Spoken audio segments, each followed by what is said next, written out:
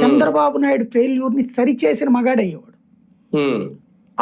దాని మీద నుంచి ఆల్రెడీ ఇన్నర్ రింగ్ రోడ్డే ఇచ్చాడు.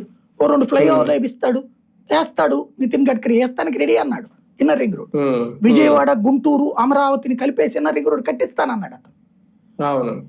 ఈయనకేమో అక్కడోళ్ళ వ్యవహార శైలి నచ్చకపోవడమా, లేదా అక్కడ ఇప్పుడు మనం గనక ఆపకపోతే వీళ్ళందరూ కోటీశ్వర్లు అయిపోతారు, అనేక మంది తెలుగుదేశం వాళ్ళు ఆ చుట్టుపక్కల భూములు కొన్నారన్న ఈ నివేదికలు, దానివల్ల వాళ్ళు మళ్ళీ కోటీశ్వర్లు అవుతారు, 10 లక్షలు, 20 లక్షలు, 40 లక్షల్లో కొనుక్కుని ఇప్పుడు మళ్ళీ 10 కోట్లకి వెళ్ళిపోతే వాళ్ళు బాగుపడిపోతారన్న కోపమో ఏమో తెలియదు. కానీ 3 రాజధానులు అంటూ దాన్ని పక్కన పెట్టేశాడు.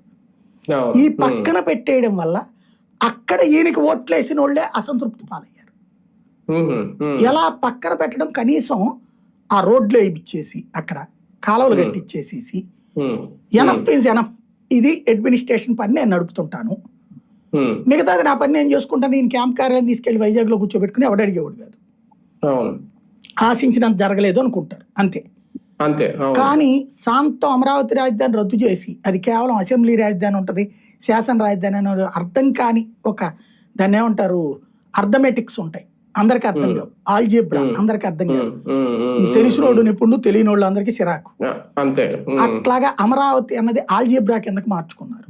దాంతో అర్థం కాని వాళ్ళందరూ ఆయన మీద ఆగ్రహం వ్యక్తం చేశారు. ఇంకోటి అర్థమైన నాబోటోళ్ళం క్లియర్ గా చెప్పాం, అది విశాఖకి